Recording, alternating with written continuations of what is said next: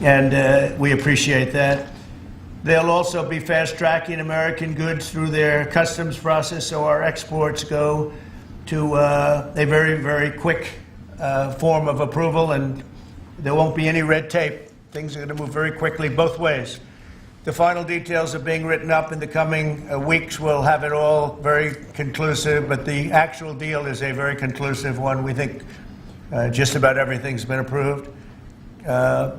So good for both countries, and we'll also receive new market access for American chemicals, machinery, and many other industrial products that weren't allowed, and they'll end up getting products that they'll be able to price, and if they like them better and we make great products, they'll be buying those products, but they were not available in the UK. Furthermore, in a historic step, the deal includes plans that will bring the United Kingdom into the economic security alignment with the United States. That's the first of its kind. So we have a big economic security blanket, and that's very important, and we feel very, very comfortable with that because it's been a great ally, truly one of our great allies. I mean, a lot of people say our greatest ally. I don't want to insult people by saying that, but I can say it's certainly one of our greatest, and right at the top, and they're the first one we're talking about. And by the way, we have many meetings planned today and tomorrow, and every country wants to be making deals. And we have a meeting, as you know, Scott will be going over to Switzerland on Saturday, and that'll be very, very interesting. We'll find out, but I think they want to make a deal very badly, too.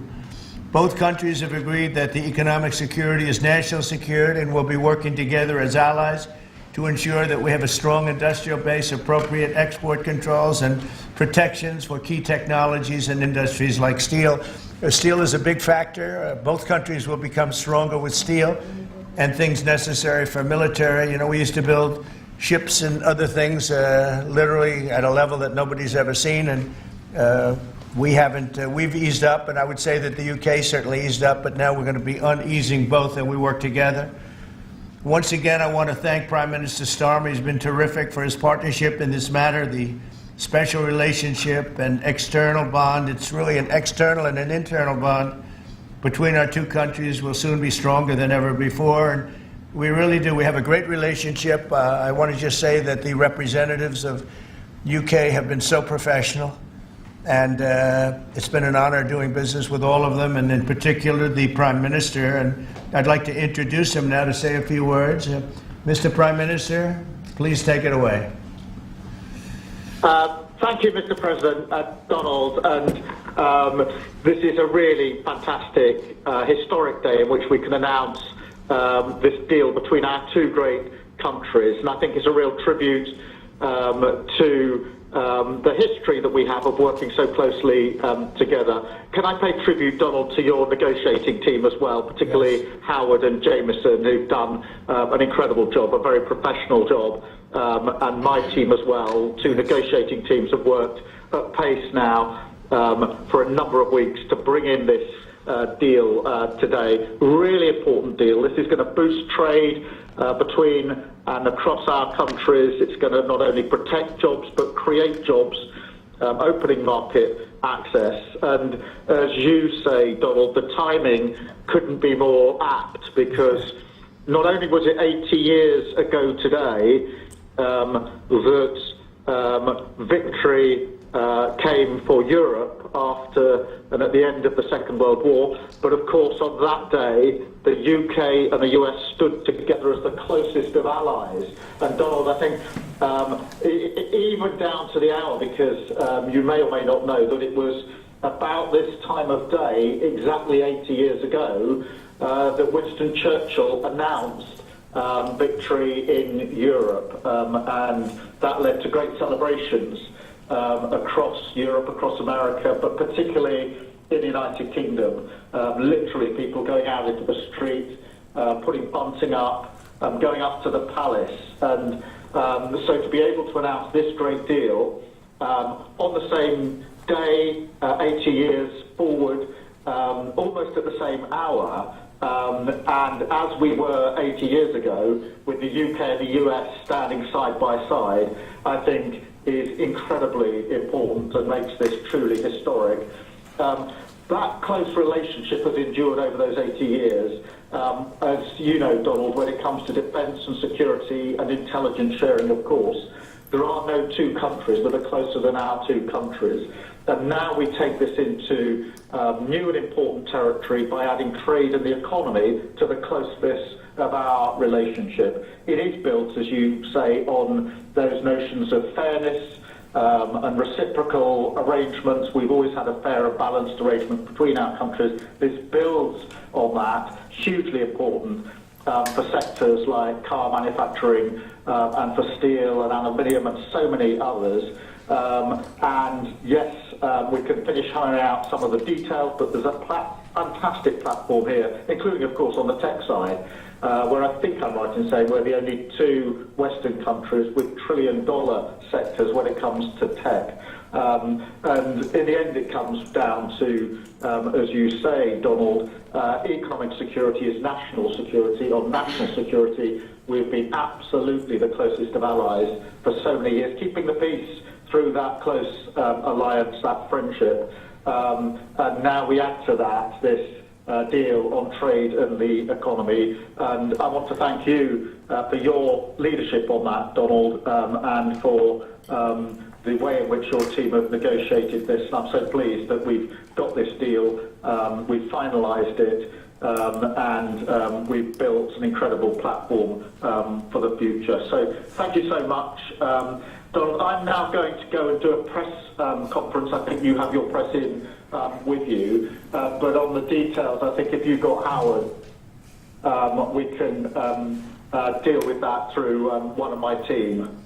That's great. Well, Mr. Prime Minister, thank you very much. It's an honor. We're going to have a continued, maybe a better relationship than ever before. You know, I don't know if the media knows, but the U.S. and U.K. have been working for years to try and make a deal. And it never quite got there. Yeah. It did with this Prime Minister. So I want to just congratulate you. Well, with this President, this Prime Minister, we've managed to achieve what many people have tried to achieve for many years. That's right. And I'm really pleased, and it feels completely historic and on a special 80-year anniversary as well. So, Donald, thank you so much. It's really good to have got this deal over the line. Tribute to both teams, tribute to our countries, and tribute to your leadership. Thank you. Well, it really is a great thing. And you go do your press conference, and I'll see you soon. Maybe speak to you later. But thank you very much. An incredible thing. I can't tell you that for so many years, even as I sat, everybody talked and talked and talked about a deal with. It just seemed like a natural deal, but it was not done. But now it was done with us. So I feel very proud to have been a part of it. Keir, thank you very much. Thanks, Donald, and we'll speak again soon. Very good. So long. Bye.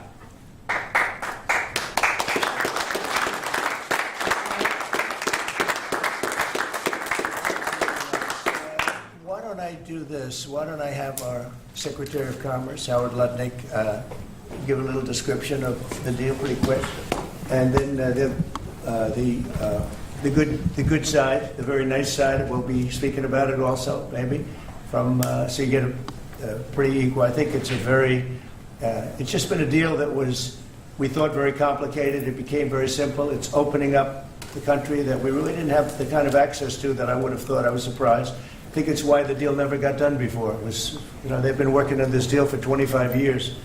And we got it done, and we got it done. Really, it's going to be great for both countries. So, Howard, if you could go, and then somebody else, you may have, you'll pick whoever you want who'd like to do it. I have a feeling you're going to do it, right? So you guys go ahead, and then we'll take questions right after that. But I think you'll get a pretty good understanding of how big it is. It's a very large deal, very big deal. And Howard, go ahead.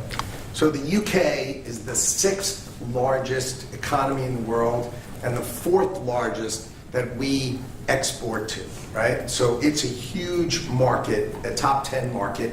If you remember Liberation Day, they were at 10% because we have balanced trade with the UK, right? They say they had a surplus, but of course that counts gold bullion, which is, so let's just call it balanced trade. So how do you open up a market in balanced trade? People think it's impossible. They've always thought it was impossible until President Trump came on the scene and changed the way things work. So here's what we've got. We've opened up new market access. ethanol, beef, machinery, all the agricultural products. They've agreed to open their markets, and that will add $5 billion of opportunity to American exporters. So the question is, why would they do that now? Because they've never done it before. And we still have our 10% tariff on, which will produce $6 billion of revenue for the United States. So the idea was, how do they keep their jobs, protect their economy, and do the best for their people while opening the market for us? And the way is they studied it, their team was exceptional, and they tried to figure out the markets that they're importing from other people and try to send them over to America. So why were they always favoring others and not us? And what they've done is they've found the ways to do that so that we have new access, right? But the UK workers are protected, and that was the balance. So we did a deal with them in automobiles, and you know, if you're not building here, we charge you a 25% tariff. But the president, and by the way, I want to make this clear, while Jameson and I worked hard, this was the president's deal. And people think, oh, that's not the way it works. If you got to sit next to him, I have the best deal maker to my left. And if you don't think that we take advantage of him calling the prime minister and getting that deal done, you don't understand who's the president of the United States. So he's the closer. He gets deals done that we could never get done because he understands business, he understands deals, and that's why we're here today. So he agreed they could send 100,000 cars into America and only pay a 10% tariff. And that protects their car industry. And remember, we do 16 million cars a year. So this is only like 0.6%. But for the UK auto people, this is tens of thousands of jobs that the president agreed that he would protect for them. So he made that deal, right? Then steel and aluminum. Right? Their steel business has been destroyed like everybody else has been destroyed by people dumping steel into their markets. And British Steel had announced it was closing down. So the British government, as part of this deal, nationalized British Steel, and they're going to match the kinds of models we do. They'll put tariffs on, they'll put quotas on. They want to do it with America so they can be part of the resurgence of steel and aluminum in America, and that saves them, again, thousands and thousands of jobs. So if you go step by step, aero and commercial planes, they sell Rolls-Royce engines to Boeing. We've agreed to let Rolls-Royce engines and those kind of plane parts to come over tariff-free. And what you're going to hear today is there's going to be an announcement in the UK that they are buying $10 billion worth of Boeing planes later today, but I'm going to let the name of the airline announce it because that's theirs to do. But part of this deal was always to do it together and to do it strong, and you can see the numbers on this board. Everything about this board works exceptionally well for the United States of America. It lays out the plan that you can work with us in autos, you can work with us with aero and commercial, you can work with us in pharmaceuticals if you have a supply chain that is secure and protected in national security. So we feel really good about the deal. You've heard the Prime Minister, he feels really good about the deal, right? And we started at 10% and we ended at 10%, and the market for America is better, and this is a perfect example of why Donald Trump produced Liberation Day. People don't understand he gets things done in a matter of time. This would have taken Jameson and I 3 years, maybe. And instead, we got it done in 45 days, certainly, because we worked for Donald Trump. So, Jameson, my partner in all this, maybe Jameson, you'd like to talk a little, and then we'll turn it over to the UK. Sure, happy to do that. Everyone has great remarks. I just have to echo the President and the Prime Minister when we talk about VE Day. This is something we've been waiting for decades, and there's no more appropriate day to do this. And when we step back and we look back a few weeks from now, or months from now, or years from now, we'll look back at this day and better appreciate the significance, I think. And I'll just say as well, in terms of negotiating, I mean, the UK negotiators, you know, we've got one right here, did an incredible job, right? This is why you win wars, right? When you act like this, and the ambassador, he knows more about trade than a lot of us here, based on his background. And I would say on this deal, Mr. President, what we've shown is that it is time to change the way we do trade. People said we couldn't do a global tariff, we did a global tariff. They said no one would want to deal with us, people want to deal. They said no one give offers. You saw that stack of offers I showed you yesterday, all of those countries. Said we wouldn't get deals, and here we are with the deal with the 6th largest economy. We've agreed to have fair and reciprocal trade, and we've done it in record time. Thank you very much, sir. Great job. Thank you, sir. Mr. Ambassador, please. Well, Mr. President, thank you very much indeed in hosting us this morning. And thank you very much indeed also for that very typical 11th hour intervention by you with your phone call to the President, demanding even more out of this deal than any of us expected. So thank you for that. The Prime Minister was delighted, obviously, to take that call later tonight. But you took it to another level, and I think the point I would make is twofold. One is that if we're going to rebalance and rebuild international trade in a way that serves all our interests, then we're better doing that together than separately and apart, and that's what we're on a mission to do. But secondly, you've done what you said you would do. You said to the Prime Minister when he came and we visited in the Oval that you would do a good trade deal with the United Kingdom, that you would do it at pace, and that we would be first. And you have delivered that. You know, you've been true to your word. So thank you very much indeed for that.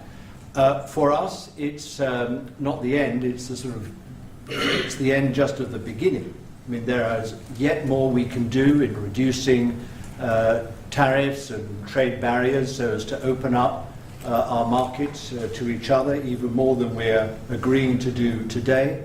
But it also provides us with the platform, the springboard, to do what I think will be even more valuable for both our countries in the future, and that's creating a technology partnership between the United States and the United Kingdom so that we can harness science and technology in order to create future industries and future jobs, and to do that together in the way we work so closely already in the national security and defence area. We can just take that to yet further areas of science, enterprise and endeavour. So we're looking forward to doing that in the coming months. You've launched us extremely well today. It just, in my view, as the Prime Minister has said, just shows what two countries who trust each other, who are confident in each other and are familiar with each other can do, not just for ourselves, but for the rest of the world who need to benefit from a bigger and better international trading system. Thank you very much. That was beautifully stated. What a beautiful accent. I'd like to have that accent. Thank you. My mother would be proud. Thank you very much. Mr. Any questions? President, James Matthews from Sky News. Yes. Can I ask, why Britain and why now? And you've described this deal as a full and comprehensive deal, and yet we've just heard from Mr. Mandelson it's the end of the beginning. Clearly, there's much more work still to do. With respect, are you overstating the reach and significance of this deal because you're a president who needs a result at a difficult time? I think that it's a great deal for both parties. It's for us. We're opened up. I didn't know how closed it was. Quite closed, the market, as you know, the UK, and it opens up a tremendous market for us, and it works out very well, and a lot of assets. You see the chart, and those are tremendous assets. But we've been trying, and when you say why us, meaning your country, we've been trying for years, and they've been trying for years to make a deal, including when I was in the, first term. It would always be people talking, but they weren't getting it done. But for 25 years before that, they were trying always to make a deal, a very significant deal. I actually, until I looked at the numbers, I didn't realize this is a very conclusive deal, but we think we can grow it even from that. But this is a maxed out deal, not like you said it. You said it really incorrectly. This is a maxed out deal that we're going to make bigger, and we make it bigger through growth. But we have tremendous assets involved. I was surprised to see how big your country is in trade, actually. One of the biggest in technology and so many other things. It's agriculture. I really didn't know. It's depending on your definition, it's from 4 to 5 to 6. That's pretty big in the world.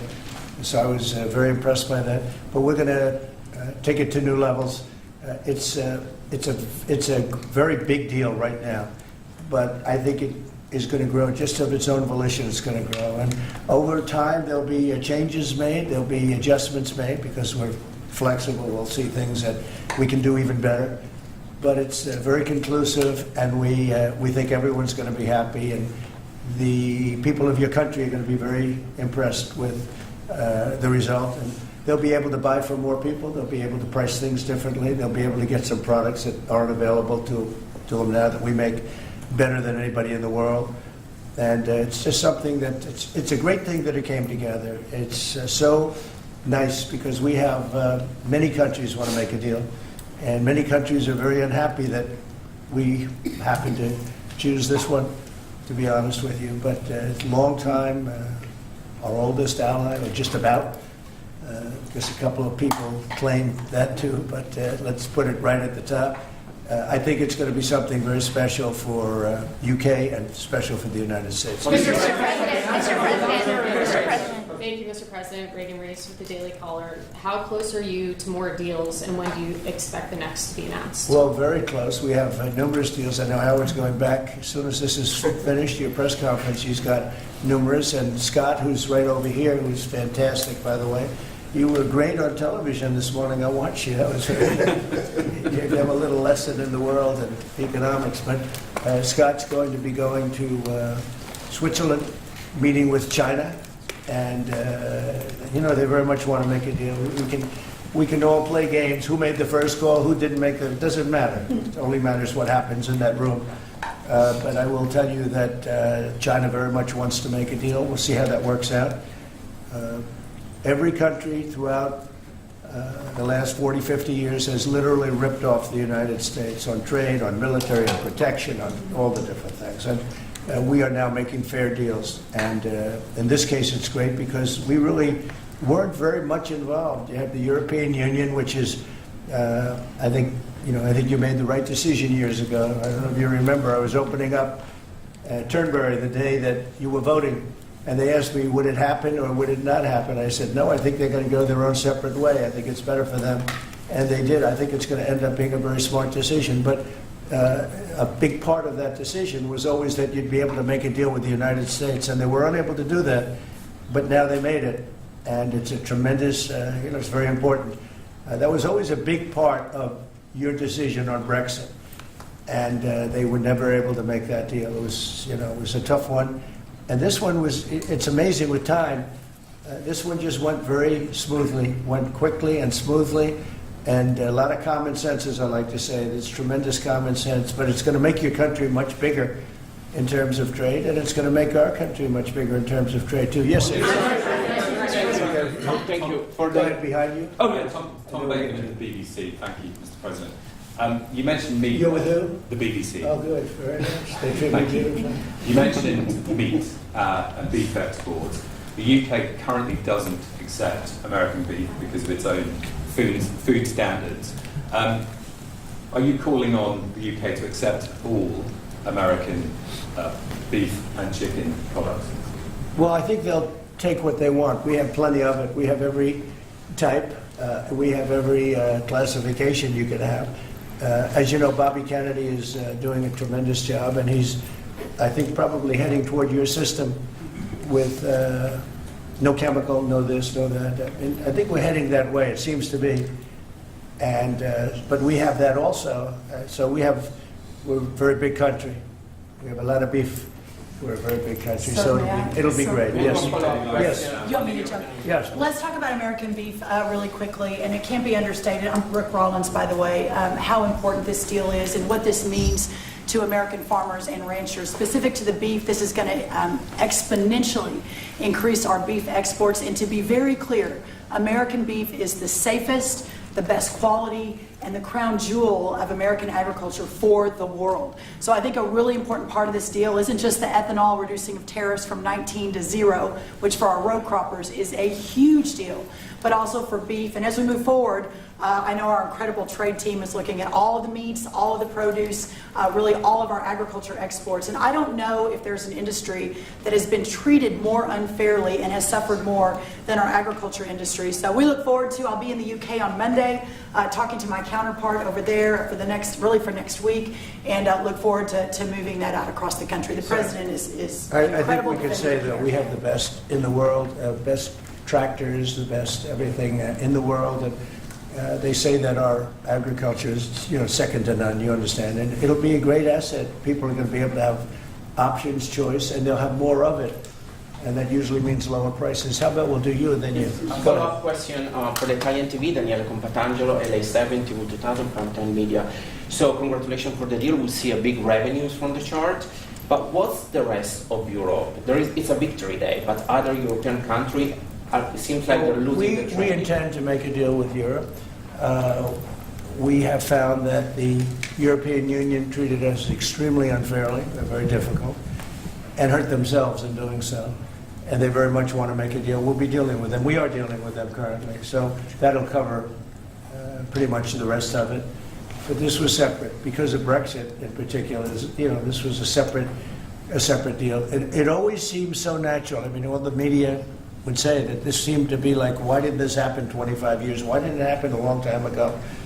And it was always amazing to me. Somebody would say, hey, we got to make a deal. We have to make a deal. But this deal just fell into place. The Prime Minister did a fantastic job. His representatives are total professionals, and they got along well. And it just seemed to work. And I think one of the reasons it did is because we blew up the whole system. If we would have just been dealing with you separately or, country by country, we blew up the whole system. It was very fair to very unfair to the United States. And I think because of that, this worked out so nicely. And I'm honored that it was the first deal. Please. Sir, you mentioned... Well, why don't you go in the back, yes. Oh, thanks, sir. I'm with the London Times. I'd say this is a great day for James Bond because now Aston Martins will be available to American buyers. But will it be even better by extending it to film? You've talked about a big tariff on films, and we'd like to know if there'll be relief on British. Well, we're going to have a discussion on that separately. And as you know, we're putting tariffs on that particular film, you said, the movie makers. And we're going to be doing some tariffs to get them because a lot of them have left this country. They all live here. The money comes from here. Everything comes from here, but they make them in other countries.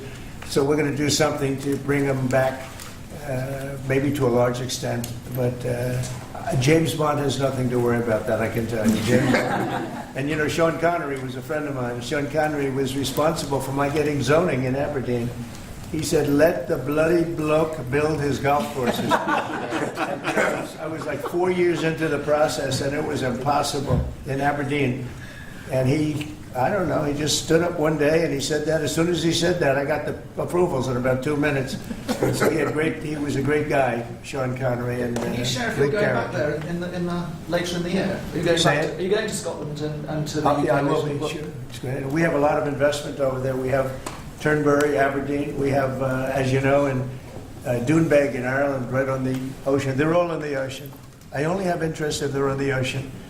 And we have good investments over there. It's been beautiful. Yes? Mr. President, if the talks go well this weekend between Secretary Bessent and Ambassador Greer with their Chinese counterparts, not preemptively, but if the talks go well, would you then consider lowering the tariff rate on China? Well, it could be. I mean, we're going to see. Right now, you can't get any higher. It's at 145, so we know it's coming down. I think we're going to have a very good relationship. I always got along very well with President Xi.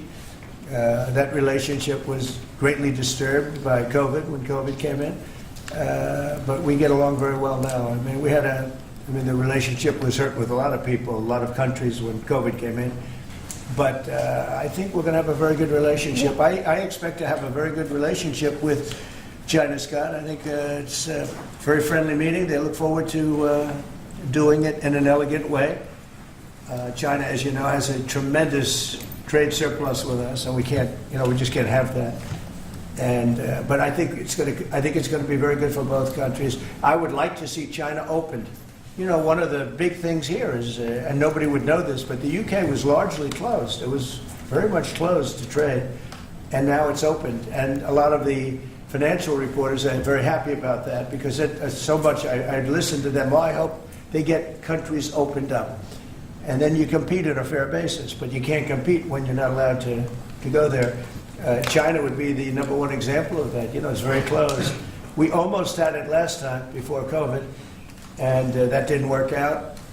But we made a great deal with China. They had to buy $50 billion worth of our food products, and it was a great deal, doing very well for our farmers. And then when Biden came in, as usual, nothing happened. You know, he didn't enforce it, and it got less, and ultimately, you know, destroyed a great deal. That was a great deal.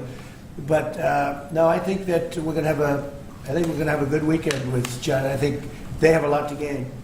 I do think they have far more to gain than we do, in a sense. But we're going to have I think we're going to have a very good weekend. Will you speak to Xi after the weekend talks? I might, yeah, sure, depending on what Scott says. We Scott is doing certain countries, and Howard's doing certain countries.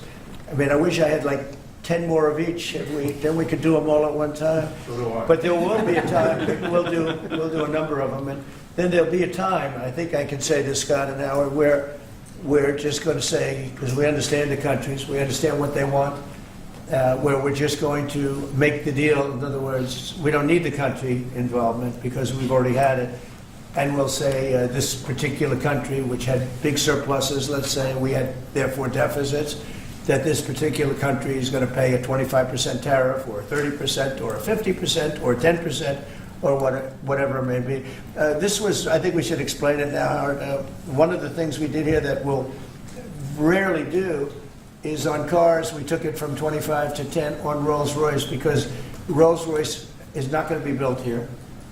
I wouldn't even ask them to do that. You know, it's a very special car, and it's a very limited number, too. It's not, you know, one of the monster car companies that makes millions of cars. They make a very small number of cars that are super luxury, and that includes Bentley and Jaguar.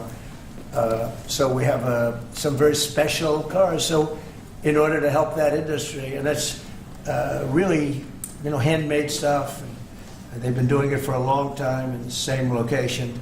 And I said, yeah, that would be good. Let's help them out with that one. But that's different than a car company that comes out and makes millions of cars, which they'll be doing in our country. They're going to build. We have many factories, car plants being built or going to be built very soon. I think we can say that we'll be close to $10 trillion of investment. I think we're actually at that number now if you add up some of the ones we haven't heard about yet. I mean, we have some going up right now. They have plants going up and they haven't even spoken to us. They're doing it because of the tariffs. And tariffs have always been used against us, and I never understood. I used to sit back.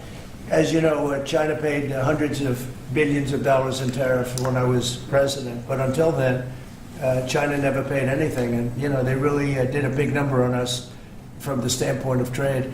But we are using tariffs now for our benefit. And we have now close to $10 trillion. Think of that, $10 trillion. If you look at the past administration, and we're talking about over, you know, essentially 2 months, because we could say 3, but it took a little while to get the office in perfect shape, right? It took a little while to get things done. But once we started, when you think of that, close to $10 trillion of investment, you've had years where the United States wouldn't do that in a whole, wouldn't do $1 trillion in a year, wouldn't do anywhere near $1 trillion. We did $10 trillion in 2 months. So it's amazing what's happening. We're getting calls from, that has to do with chips, has to do with cars. We used to make chips. We had Intel, and we used to make chips. We had a monopoly on chips. Everything was made here. And now, over a period of years, because of presidents that didn't know what they were doing, they allowed that business to be stolen from us. Most of it moved to Taiwan. And you probably were in the same position, right? Because you had a lot of the chip-making capacity, but they moved it in. And if we would have said, that's fine, if you want to move it to Taiwan, that's good, but if you want to sell back into the United States, we're going to put a 50% or 100% tariff on, they would have never left. But we had people sitting here that didn't understand that, and it's too bad. But now they're coming back, because I'm saying it about 40 years too late, but they're coming back. As you know, we have the biggest chip makers in the world spending, in one case, $300 billion, in one case, $500 billion. Same as Apple, and in another case, $200 billion. and we're going to have a large share, a very, very substantial share of the chip-making market. You said that this weekend is going to be a friendly visit, but do you expect that it will just be a formality to break the ice, or are they going to get into substantive negotiations? I believe so, yes. I believe it's substantive, yes. I think people like to say, yes, we're having a meeting to meet. Well, we're meeting, so what are we going to do? Talk about meeting again? I think it's going to be substantive. I think we can say that, right, Scott? Very substantive. Now, China wants to do something. And look, they have to at this point. You know, essentially, they made $1 trillion a year, and now they have absolutely, no business because of the tariffs. They have no business. And they want to have business, and we want them to have business. We want them to do well. We want them to do very well. So I think it's going to be very substantive. Because business has slowed down, as you mentioned, we're China. seeing as a result the ports here in the U.S. The traffic has really slowed, and now That's good. thousands of dock workers and truck drivers are worried about their jobs. That means we lose less money. When I see that, that means we lose less money. Look, China was making over $1 trillion, 1.1 trillion, in my opinion. Different numbers from 500 billion to $1 trillion or $1 trillion. I think it was 1.1 trillion. And frankly, if we didn't do business, we would have been better off. Okay, you understand that. So when you say it slowed down, that's a good thing, not a bad thing. But we're going to make it so they can. I'd like to say they can do better, actually, in terms of the bottom line. We'd like to see China opened up so we can compete in China and, give people something that they've never had, access to something. That'd be great for the world. It would be great for our businesses. And I think it would be great for friendship. I really expect a lot of people think I'm a militant guy. I'm really not. I think that trade can bring a greater friendship with China. It can be something good. But, one of the things that I know Scott's going to be talking about very high on the list is open up and let our businesses go into China, because when you talk about a closed country, that's a really closed country. And I think it would be great if it was opened up. It would give people a lot of choice and would create a lot of jobs, a lot of everything. So I think it would be a great thing for China. And that's going to be one of the things we'll be discussing, like we discussed with UK.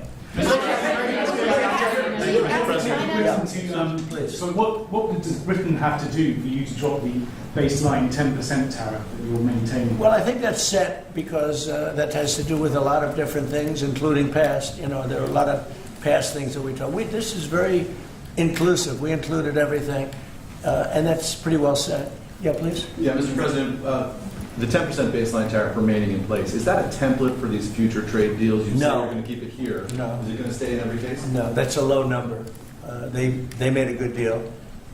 Some will be much higher because they have massive trade surpluses, and in many cases they didn't treat us right. One thing with UK, they had somewhat closed, not like a China as an example, but they always treated us with great respect. So they treated us with great respect.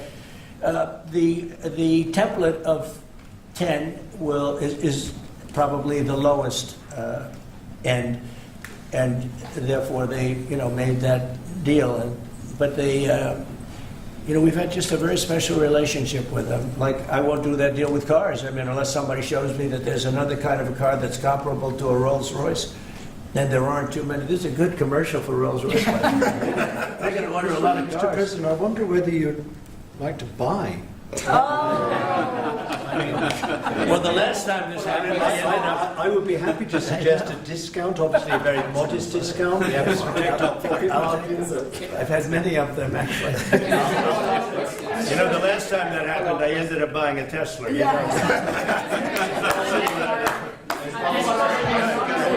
Mr. President. Mary Margaret Olahan with Daily Wire. I had a question about the UK deal today. I heard there was talk that part of the agreement would depend on whether the UK would respect free speech and freedom of religion. I know the VP is really interested in that, talked about that earlier this year. Was there any assurances that you guys got on that front? You want to handle that?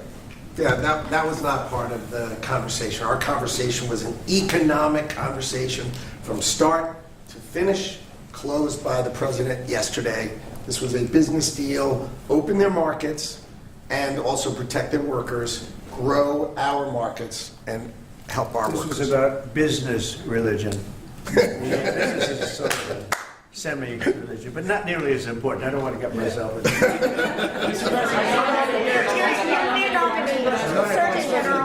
Mr. President, will you be asking China to help you close, the gap between Ukraine and Russia? I think so. Yeah. I think it's a natural thing to ask. What do you expect? Sure. I don't know. I think we're making good progress. Fighting is a little bit different than it was.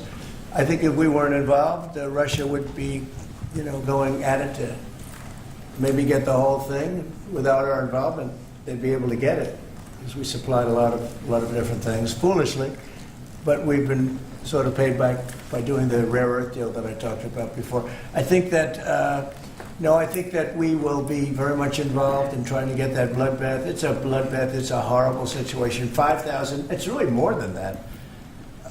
But it's 5,000 soldiers on average a week, mostly soldiers, are being killed. Young, beautiful people. I mean, they're being killed. I see the satellite pictures coming back, body parts lying all over fields, heads and arms. It's so terrible. I've never seen anything like it, actually. And if we can get that stopped, that would be a great accomplishment. And we're trying very hard. And I think we're close. And Mr. Witkoff is talking constantly back and forth. He's a real professional who's got a great relationship with both countries. And I think we have a good chance. And likewise, we're trying to work on Iran to get that solved without having to get into any bombing, as we say, big bombing. I don't want to do that. I want them to work a deal. I want them to be very successful. Thank you, Mr. President. Edward Lawrence from Fox Business. Yes. On the non-market barriers, how did you get the UK to bend, and what was the 11th hour deal or ask? Well, I think it was really just a part of the overall. I mean, they have so many things that are so good for them. It's going to be so good for the country, and that was sort of easy. It wasn't. We had non-market. I call it non-market or non-monetary trade barriers, and we had quite a few of them. Not nearly as bad as some countries. Some countries have, they have virtually no tariff, but the rest of it is so brutal you can't do business with them, right? So it's a very important question, actually. No, I think the overall deal just worked out very well from their standpoint. They were willing to give that in order to get other things, and you might want to speak to that, Mr. Ambassador. Look, the point about the deal is that we will continue reducing tariffs and non-tariff barriers. This is a continuing picture. It's a movie. It's not a still picture here. It's a movie. Yeah. It continues. And we're both committed to freeing up trade between our countries. We're both committed to freeing up investment between our countries. And the point about this deal is that it provides a very good template and a very good launch pad for what we can continue to do and build on in the future. And that's what we're both determined to do. Many of the we'll keep it confidential. Yeah, how about just one more little thing, right? It got the deal closed, and it was handled very well from the other side too. But many of these things that we're talking about, we've been talking about this for 25 years. It's hard to explain when. If you weren't sitting behind this beautiful Resolute desk, you just wouldn't get it. I have been hearing about making a deal with UK for 25 years. And especially around the time of Brexit. They wanted to make a deal, so they came out of Brexit and they make a deal, and how natural. And it just couldn't be done. It couldn't be done. Good people. And this is a bigger deal. This is a much bigger, better, stronger deal for both of us than we ever even contemplated before. It's a big deal. Virtually everyone said that it would end in failure, it would end in tears, and it's ended in exactly the opposite. Yeah. But, Mr. President, can I say that that is due to Secretary Lutnick and Ambassador Greer, who've been absolutely fantastic. But yesterday I received a call, a very diplomatic call, that just edged things over the line, and that was from your new ambassador in the United Kingdom. Who is terrific. Right? Warren Stevens, he's here. Where is Warren? Right here. Hello, Warren. He's flying to London tomorrow night. He's going to be very popular with the British people. He's going to be a very successful ambassador.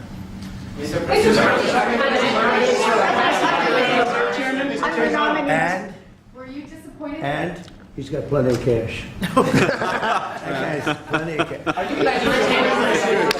We need some more beef. Are you planning to meet Ursula von der Leyen? You're going to go ahead, fast. Yes, are you planning to meet Ursula von der Leyen, the President of the European Council, anytime soon? Oh, she's so fantastic, right? She's so fantastic. I hope we're going to meet. Yeah, the answer is yes. I saw her a few days ago. And I think that we'll definitely meet, yeah. The European Union is a big thing. They want to make a deal very badly. You know, everybody wants to make a deal. Look, everybody wants to make a deal with the United States, and we're doing that, and we're going to make fair deals. I'm just honored that this was the first one. Go ahead, please. The Federal Reserve Chairman, Mr. President, says that you would have to call him for a meeting. Do you plan to meet with him? I could call him for a meeting, but it's like talking to a wall. He should be. The Bank of England cut. Well, the Bank of England cut, China cut, everybody's cutting but him. It's I don't know. We'll see what happens. It's a shame. I call him Too Late, Too Late Powell. That's his nickname, and it's a shame. It's ridiculous. So meeting, he's always too late. But in this case, it's not going to matter that much because our country is so strong.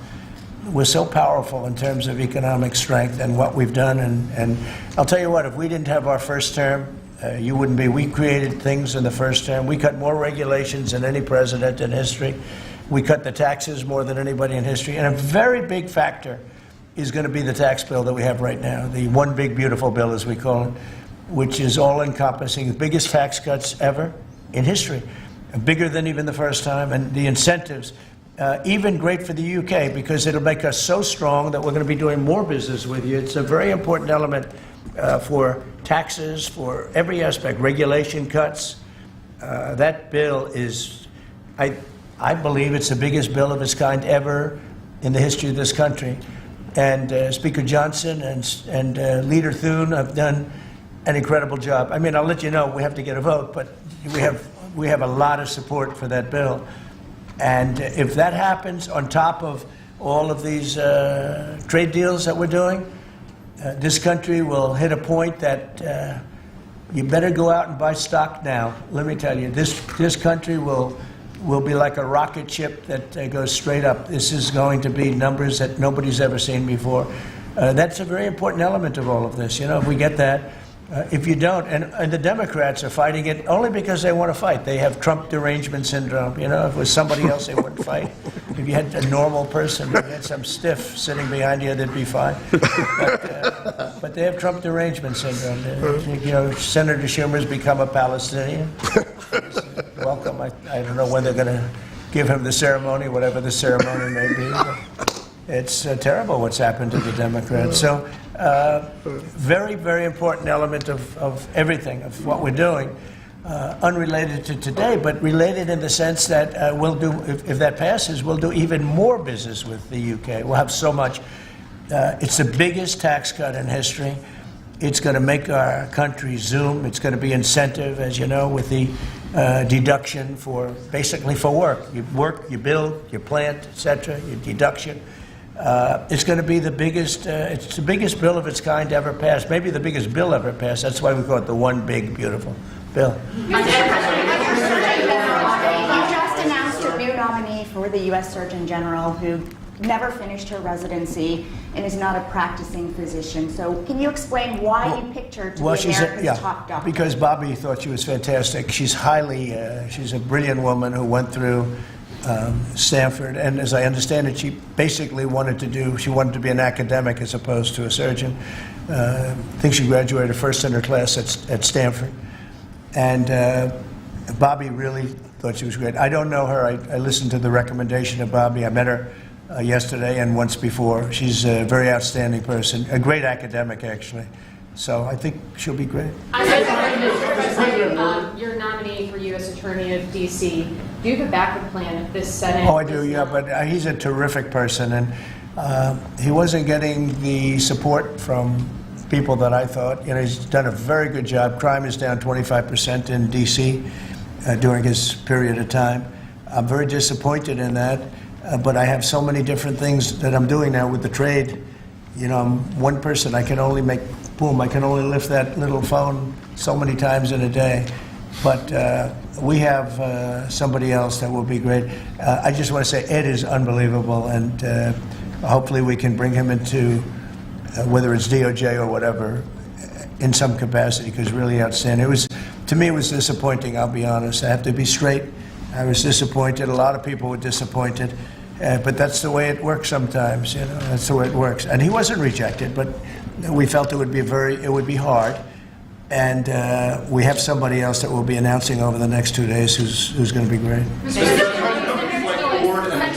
With companies like Ford and Intel recently saying they're going to raise prices on certain products, how long do you think the American public is going to be patient and wait for you? Well, I think they're saying that just to try and negotiate deals with me. They're not. Look, tariffs are the most misunderstood thing maybe in any form of business, anywhere in business.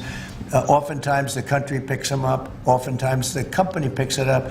The people don't pick it up. Okay, the people don't pick it up. And if Ford did that, they wouldn't sell any cars. And if Mattel, I don't know, I'm not so sure. They also said they're the only country I've heard. They said, well, we're going to go counter. We're going to try going someplace else. That's okay. Let him go, and we'll put 100% tariff on his toys, and he won't sell one toy in the United States, and that's their biggest market. I heard that. I mean, I watched this guy talking about how I'm going to go counter. I said, well, I wouldn't want to have him as an executive too long. The Ford people I know very well, what they're doing is negotiating with us by saying that. But we don't think that's going to happen. Look, I put out a truth today, and it said that gas is down, gasoline is down, energy is down, groceries are down, eggs are down. I mean, eggs, thank you very much, but eggs are down. When I came in the first week, you guys hit me with eggs. I said, what the hell happened with eggs? Eggs were up like 170% and going up, and they said don't order any for Easter. And we were thinking about ordering plastic eggs like everybody was doing. And Brooke did a fantastic job, agriculture. Brooke did a fantastic job. And we had hundreds of thousands of eggs out here on the lawn just 2 weeks ago at Easter. But you take a look at the cost. Energy's down.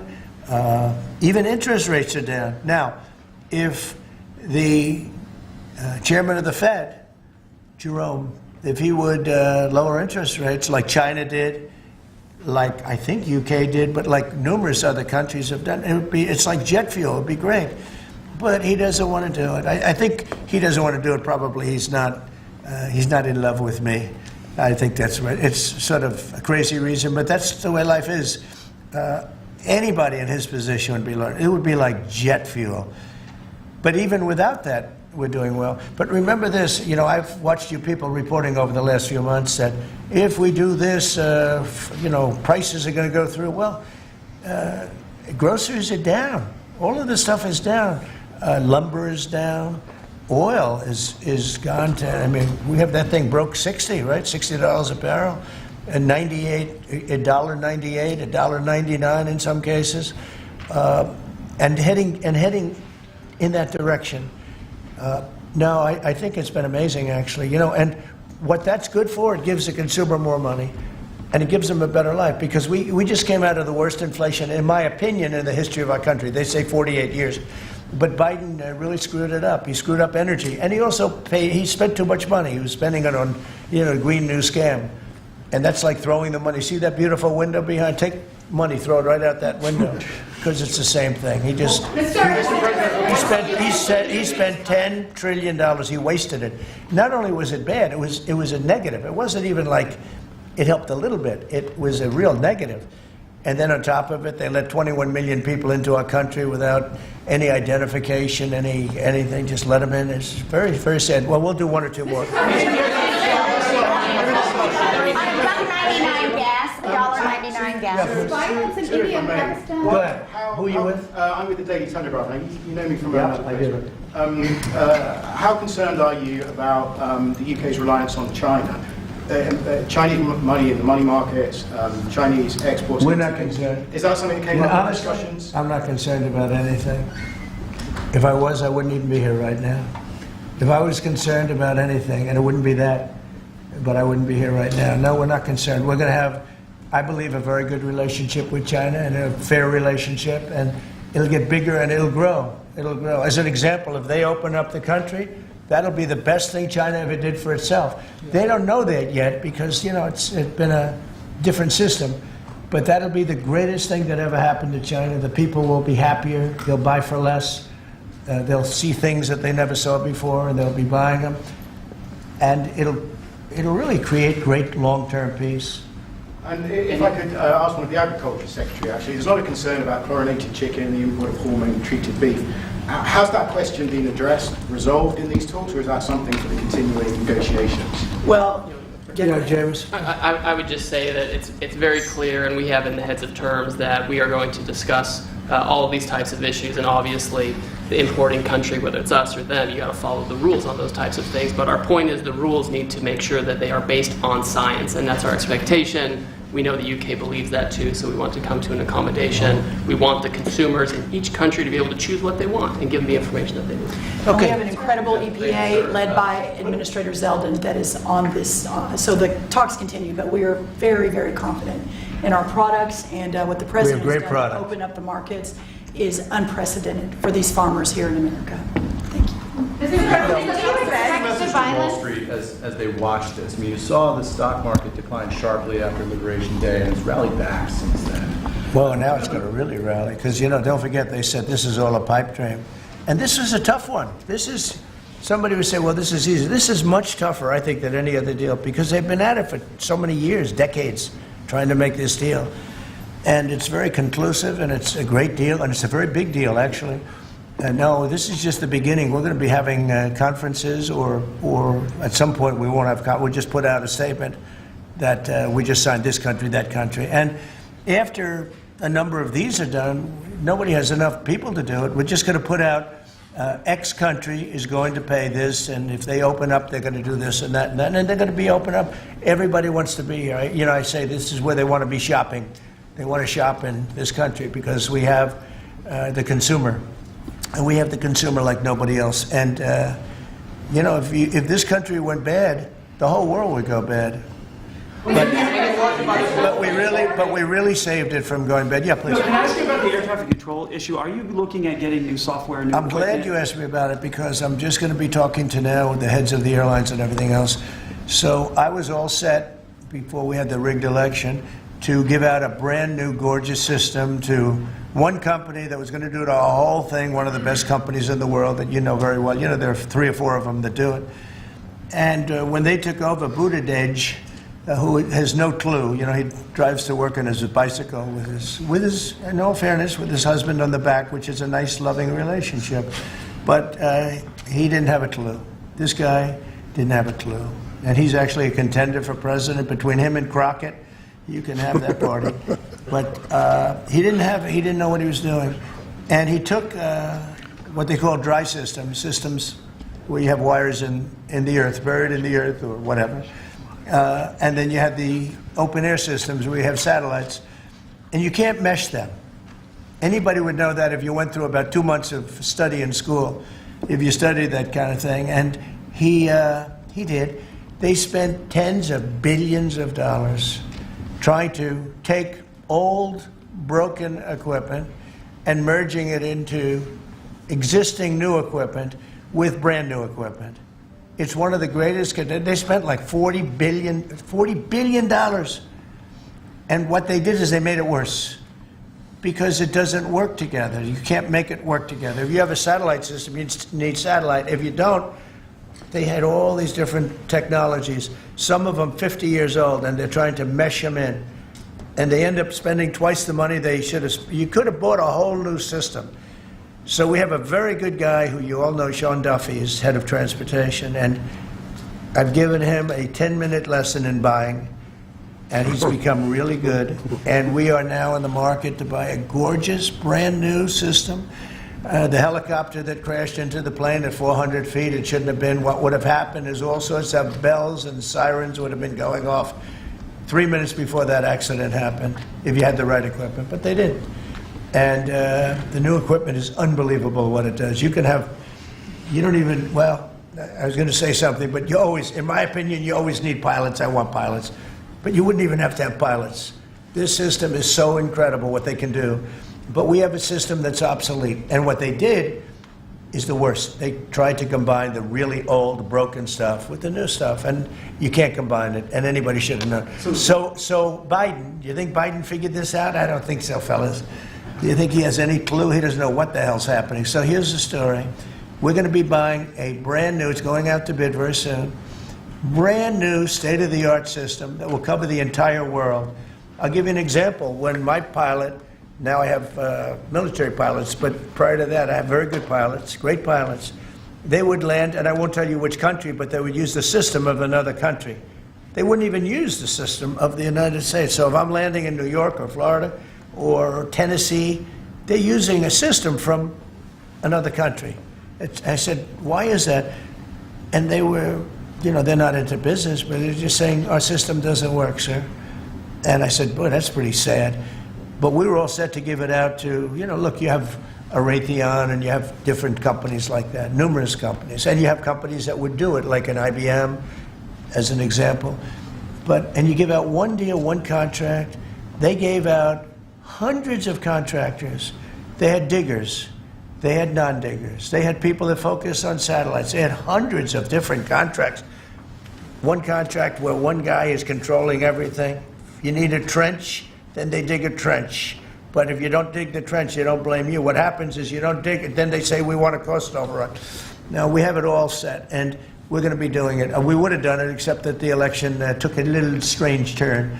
But the second one didn't. That was too big to rig. Thank you very much, everybody. Thank you, guys. Thank you. Thank you. Thank you, guys.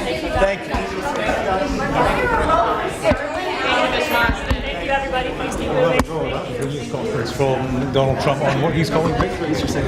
Good to see you.